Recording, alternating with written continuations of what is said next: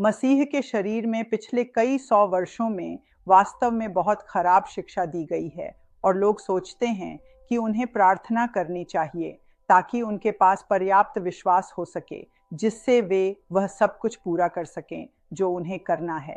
खैर, हम एक नई श्रृंखला शुरू कर रहे हैं और हम इसमें गहराई से जाएंगे क्योंकि ये गलत शिक्षाएं लोगों को कई वर्षों तक उन चीज़ों को करने से रोकती रही हैं जिन्हें परमेश्वर ने उन्हें करने के लिए बुलाया है।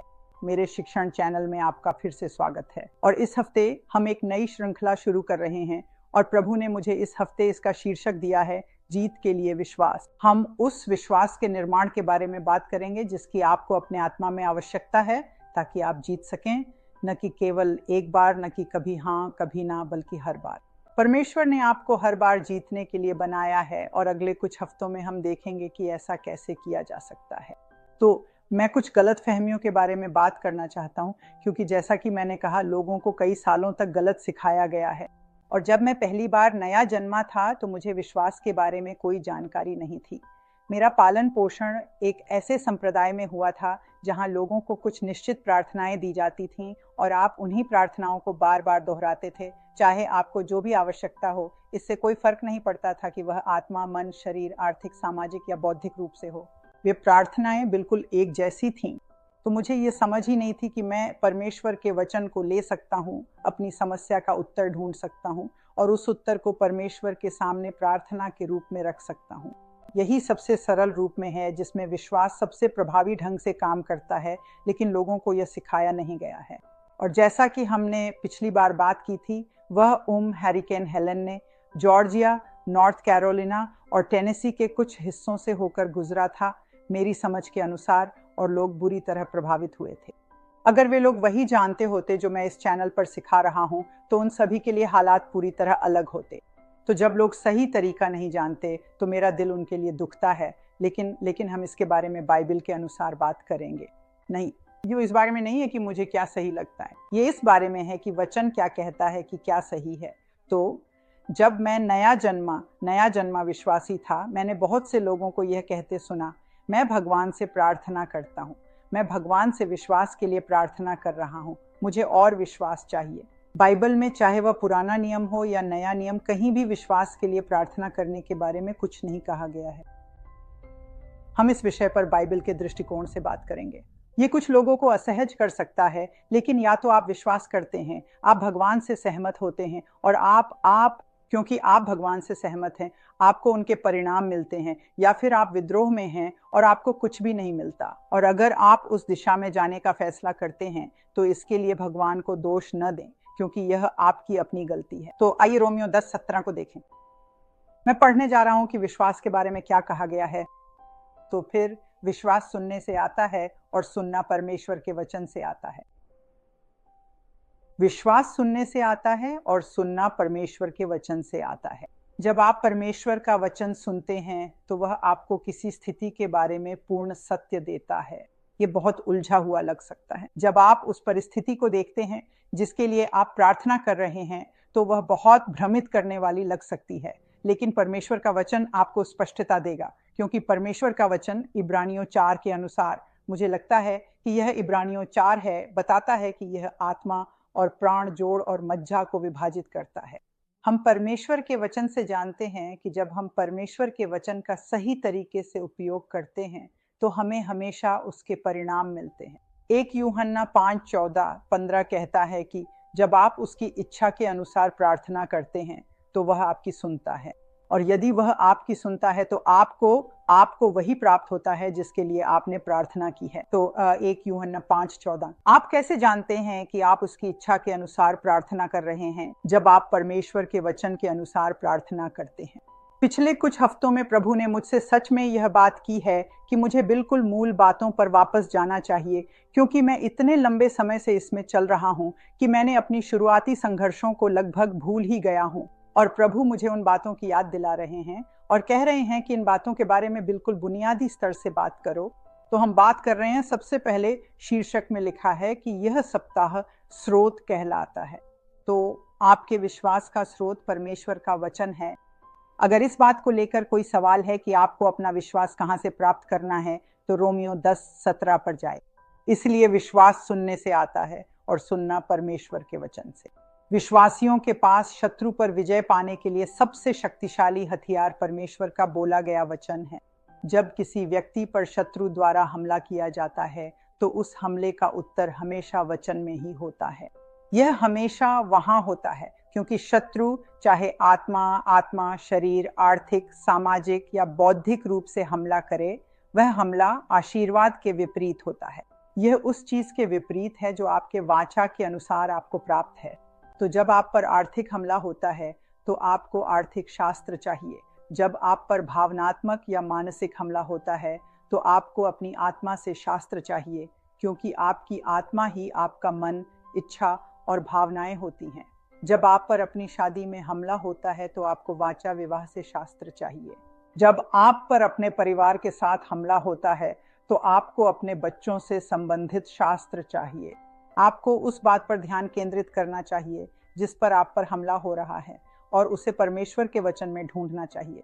हर अच्छी बाइबल में एक कॉन्कॉर्डेंस होता है, लेकिन आप स्ट्रॉन्ग्स कॉन्कॉर्डेंस भी देख सकते हैं। आप इसे ऑनलाइन भी ढूंढ सकते हैं, क्योंकि मैंने भी इसे ऑनलाइन पाया है, या गूगल कर सकते हैं। मेरे परिवार में एक करीबी सदस्य हैं जिन्हें मैं गूगल क्वीन कहता हूं, क्योंकि मैं कुछ भी जिक्र करूं तो वह उसे गूगल पर 10 सेकंड से भी कम समय में ढूंढ लेती है। आप गूगल में स्क्रिप्चर्स अबाउट लिखकर उसे ढूंढ सकते हैं। मुझे आमतौर पर गूगल पसंद नहीं, लेकिन अगर आप अभी तक परमेश्वर के वचन को अच्छे से नहीं जानते तो वहां से शास्त्र ढूंढना एक तरीका है। तो मैं मत्ती 4 को देखना चाहता हूं, क्योंकि जब हम कल पॉडकास्ट कर रहे थे, मेरी दोस्त शेरिल ने मत्ती 4 का जिक्र किया और मैंने सोचा, जानते हो, ये उन लोगों के लिए शुरू करने की एक बहुत अच्छी जगह है जिन्होंने कभी नहीं समझा कि ये कैसे काम करता है। हम सब एक ही जगह से शुरू करते हैं। हम सब उस जगह से शुरू करते हैं जहां हमें सीखने की ज़रूरत होती है। और जब तक आप खुद को खुला रखते हैं और एक सीखने योग्य मन बनाए रखते हैं, प्रभु हमेशा आपको अगला कदम क्या है, अगला स्तर क्या है, इसकी शिक्षा देंगे। तो मत्ती 14, या माफ़ कीजिए मत्ती 4 पद 1 से शुरू करते हैं। और जब यीशु और फिर यीशु आत्मा के द्वारा ऊपर ले जाए गए, और यहाँ लिखा है आत्मा के द्वारा। दूसरे शब्दों में, पवित्र आत्मा ने उन्हें जंगल में ले जाया ताकि शैतान द्वारा उनकी परीक्षा ली जा सके। और जब उन्होंने 40 दिन और 40 रात उपवास किया, तब उन्हें भूख लगी। दूसरे शब्दों में, वह सच में बहुत भूखे थे, आप भी होते। और जब प्रलोभन देने वाला उनके पास आया तो उसने कहा, यदि तू परमेश्वर का पुत्र है तो इन पत्थरों से कह कि वे रोटी बन जाएं। शैतान जानता था कि वह कौन है, लेकिन शैतान के साथ उसके हमले हमेशा एक प्रश्न चिन्ह से शुरू होते हैं। यदि तू परमेश्वर का पुत्र है, या अगर परमेश्वर सच में तुमसे प्रेम करता है तो यह आर्थिक समस्या जरूर हल हो जाएगी, लेकिन अगर नहीं तो खैर, शायद वह तुमसे प्रेम नहीं करता। ये बातें नरक की गहराइयों से आई झूठ हैं, और यही वो चीजें हैं जो दुश्मन तब करता है जब आप किसी के विचारों में होते हैं। और आपको इतना बुद्धिमान होना चाहिए कि समझ सकें, रुको, ये वचन के अनुसार नहीं है। मैं इसे पद 3 से उठा रहा हूं। और जब प्रलोभक उसके पास आया और कहा, यदि तू परमेश्वर का पुत्र है तो इन पत्थरों से कह कि वे रोटी बन जाए। और उसने उत्तर दिया, यह यीशु का उत्तर है, लिखा है, मनुष्य केवल रोटी से नहीं परंतु हर एक वचन से जो परमेश्वर के मुख से निकलता है जीवित रहेगा। अब शैतान जानता है कि वह इस प्रलोभन को वचन के बिना स्वीकार नहीं करेगा। फिर शैतान उसे पवित्र नगर में ले गया और उसे मंदिर के शिखर पर खड़ा किया और उससे कहा, यदि तू परमेश्वर का पुत्र है। वह अब भी यह सवाल कर रहा है कि क्या वह परमेश्वर का पुत्र है। यदि तू परमेश्वर का पुत्र है तो अपने आप को नीचे गिरा दे, क्योंकि लिखा है, वह अपने स्वर्गदूतों को तेरे विषय में आदेश देगा और वे तुझे अपने हाथों में उठा लेंगे ताकि कहीं तेरा पांव पत्थर से न टकराए। तो उसने उससे भजन संहिता 11 का हवाला दिया। उसने कहा, ठीक है, तुम मेरे प्रलोभन को बिना वचन के स्वीकार नहीं करते, तो लो, यह रहा वचन। लेकिन यह वचन का तोड़ मरोड़ कर प्रस्तुत करना है, यह दुष्टता है, यह विकृत है। विकृत शब्द भी इसी ट्विस्टेड, मरोड़ा हुआ से आया है। यह विकृत है। वचन यह नहीं कहता कि अपने आप को किसी इमारत से नीचे फेंक दो और स्वर्गदूत तुम्हारी रक्षा करेंगे। तो वे और यीशु ने उससे कहा, फिर लिखा है कि तू अपने परमेश्वर यहोवा की परीक्षा न ले। तो वह कहता है, नहीं, मैं इसे नहीं मानता, क्योंकि वचन कहता है कि अपने परमेश्वर यहोवा की परीक्षा मत ले। और फिर शैतान उसे एक बहुत ऊंचे पहाड़ पर ले जाता है और उसे संसार के सारे राज्य और उनकी महिमा दिखाता है और उससे कहता है, ये सब मैं तुझे दूंगा यदि तू गिरकर मेरी उपासना करे। और फिर यीशु ने उससे कहा, दूर हो जा शैतान, क्योंकि लिखा है। वह फिर कहता है, तू अपने परमेश्वर यहोवा की उपासना करेगा और केवल उसी की सेवा करेगा। तब शैतान उसे छोड़ देता है और देखो, स्वर्गदूत आकर उसे सेवा देने लगे। ये 11वें पद में लिखा है। मैं यहीं रुक रहा हूं। क्या शैतान के पास पृथ्वी के सभी राज्यों को उसे देने की शक्ति थी? हाँ, क्योंकि आदम ने उन्हें उसे दे दिया था। उसने परमेश्वर और बगीचे में अपनी जगह शैतान को सौंप दी, उस फल को खाकर जिसे खाने के लिए मना किया गया था। तो आदम ने सच में दे दिया, इसीलिए उसे कानूनी रूप से देने का अधिकार था। लेकिन शैतान कभी कुछ देता नहीं है। वह कभी भी अपने किए गए किसी भी वादे को पूरा नहीं करता। वह आपको यह यकीन दिलाने की कोशिश करता है कि परमेश्वर भी उसी की तरह है और परमेश्वर अपने वादे पूरे नहीं करेगा, जबकि सच्चाई ठीक इसके विपरीत है। वह एक चालाक और झूठा है, लेकिन वह सभी झूठों का पिता है। सच्चाई उसमें नहीं है, यही वचन कहता है। इसलिए शैतान को हराने के लिए यह समझना जरूरी है कि वचन क्या कहता है और वचन ही उसके लिए सबसे बड़ा खतरा है। यह अंधकार के राज्य के लिए क्रिप्टोनाइट है। वे परमेश्वर के वचन का सामना नहीं कर सकते, इसी वजह से वे इससे इतने डरते हैं। तो मैं आपके लिए प्रार्थना करना चाहता हूं और फिर हम इसे यहीं के लिए छोड़ देंगे। मैं जितना आगे बढ़ना चाहता था उतना नहीं बढ़ पाया, लेकिन ऐसा हर बार ही होता है।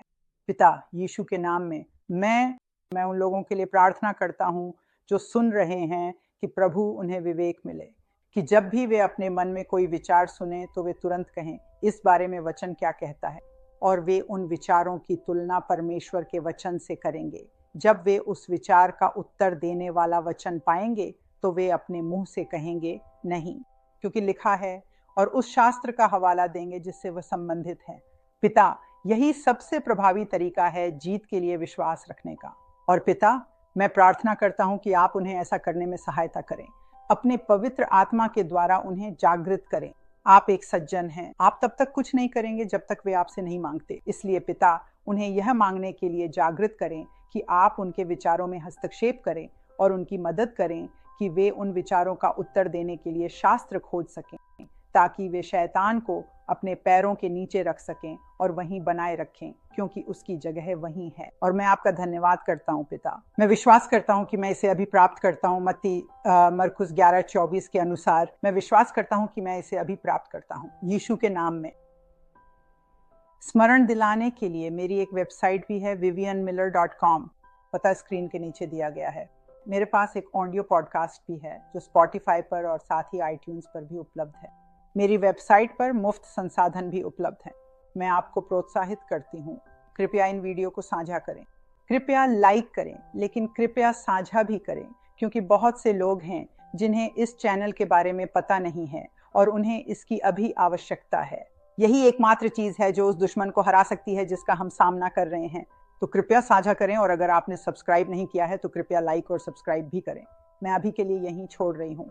कृपया इन बातों को याद रखें और इन पर अमल करें, क्योंकि ये परिणाम लाती हैं। ये आपको हर बार 100% परिणाम देंगे।